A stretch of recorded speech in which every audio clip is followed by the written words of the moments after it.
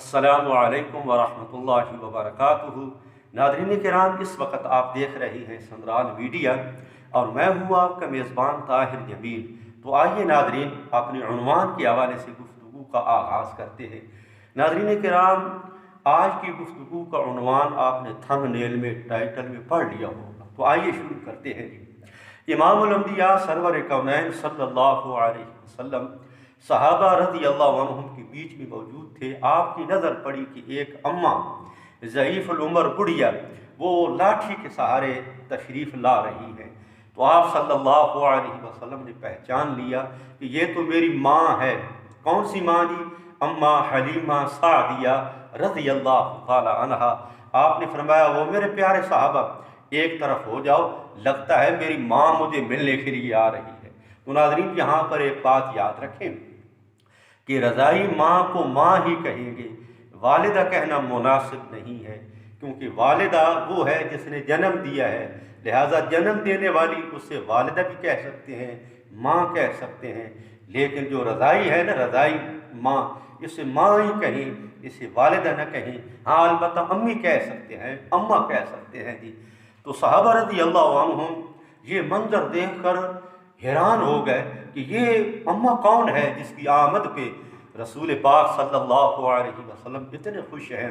تو صحابہ کرام میں جو اکابر تھے نا، انہوں نے بتایا، جو بزرگ تھے، بڑے تھے، کہ یہ رسول پاک صلی اللہ علیہ وسلم کی وہ ماں ہے کہ بچپن میں جب ساری کی ساری دائیاں رسول پاک صلی اللہ علیہ وسلم کو یتیم سمجھ کے چھوڑ گئی تھی، تو اس اماں نے رسول اللہ صلی اللہ علیہ وسلم کو یتیمی کے عالم میں بھی اپنے سینے سے لگایا اور اپنے بچوں سے بڑھ کے پیار دیا۔ تو کیوں نہ رسول اللہ صلی اللہ علیہ وسلم اس اماں کی آمد پہ خوش ہوں جی۔ آپ صلی اللہ علیہ وسلم نے بڑی خوشی سے اماں صاحبہ کا استقبال کیا۔ اماں کے لیے کپڑا بچھایا گیا، اماں صاحبہ اوپر تشریف فرما ہوئی جی۔ آپ صلی اللہ علیہ وسلم نے پانی، دودھ، کھانا منگوایا۔ ماں اور بیٹے کے درمیان گفتگو کا ایک نرالا سلسلہ چل پڑا۔ صحابہ کرام بھی یہ منظر دیکھ کر حیران ہو گئے کہ رسول پاک صلی اللہ علیہ وسلم اس اماں کے ساتھ بیٹھ کے کتنے خوش ہیں۔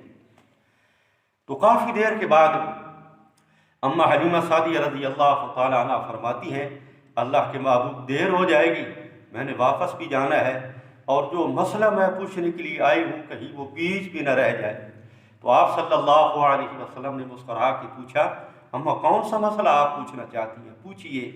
تو اماں حلیمہ سعدیہ رضی اللہ تعالیٰ عنہ فرماتی ہیں، اللہ کے محبوب آپ کی ایک بچپن کی ادا ہے، آج تک میں اسے سمجھ نہ پائی، میں اس کی وضاحت کے لیے آئی ہوں، اس کی وضاحت مطلوب ہے۔ تو آپ صلی اللہ علیہ وسلم نے مسکرا کے فرمایا، اماں جی پوچھئے میری کون سی بچپن کی ادا ہے جو آپ کی سمجھ سے بالاتر ہو چکی ہے۔ تو اماں حلیمہ سعدیہ رضی اللہ تعالیٰ عنہ فرماتی ہیں، اللہ کے محبوب جب آپ چھوٹے تھے اور آپ کا شیرخوارگی کا عالم تھا، آپ دودھ پیتے تھے، تو میں کوشش کرتی تھی آپ کو بائیں طرف لے کے آؤں کہ آپ خوب سیر ہو کے دودھ پی لیں، لیکن اللہ کے محبوب آپ ہمیشہ دائیں طرف سے دودھ پیتے تھے۔ میری بارہا کوشش کے باوجود بھی، یعنی کہ میں جب آپ کو بائیں طرف لے کے آتی تھی تو آپ منہ پھیر لیا کرتے تھے، دائیں طرف سے دودھ پیتے تھے، بائیں طرف سے آپ نے کبھی بھی دودھ نہیں پیا۔ تو رسول پاک صلی اللہ علیہ وسلم نے جب یہ بات سنی تو آپ نے مسکرا کے فرمایا، اماں اس کے اندر تو کوئی ایسی بات نہیں ہے جو سمجھنے والی ہو۔ اس وقت آپ کا بیٹا اور میرا رضائی بھائی عبداللہ بھی تو شیرخوارگی کے عالم میں تھا، تو اللہ تعالیٰ نے ان دو حصوں کو ہمارے درمیان تقسیم کر دیا تھا، دایاں حصہ میرا تھا اور بایاں حصہ میرے بھائی عبداللہ کا تھا۔ میں اپنے حصے سے دودھ پیا کرتا تھا اور وہ اپنے حصے سے دودھ پیا کرتا تھا، لیکن اماں حلیمہ سعدیہ رضی اللہ تعالی عنہ نے جو اگلی بات کی نا، یہ بات سن کر رسول پاک صلی اللہ علیہ وسلم اشک باری کے عالم میں مبتلا ہو گئے۔ فرمایا، نہیں اللہ کے محبوب، جو بات میں پوچھنا چاہتی ہوں اس کی ابھی تک آپ نے وضاحت نہیں کی۔ آپ نے فرمایا، اماں آپ کو کس بات کی وضاحت مطلوب ہے؟ فرمایا، اللہ کے محبوب عبداللہ تو کبھی کبھی آپ کے حصے سے بھی دودھ پی لیا کرتا تھا، لیکن میری بارہا کوشش کے باوجود بھی آپ عبداللہ کے حصے سے دودھ نہیں پیا کرتے تھے۔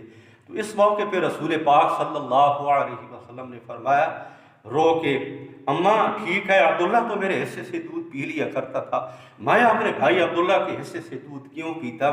اگر اس وقت میں اپنے بھائی عبداللہ کے حصے سے دودھ پی لیتا تو آج دعوت کے میدان کے اندر کوئی میرا گریبان پکڑ کے کہتا کہ لوگوں خبردار اس کی بات نہ ماننا، اس لیے کہ جو اپنے بھائی کے ساتھ عدل نہ کر سکے وہ بھلا کائنات کو عدل کے سبق کیا پڑھائے گا۔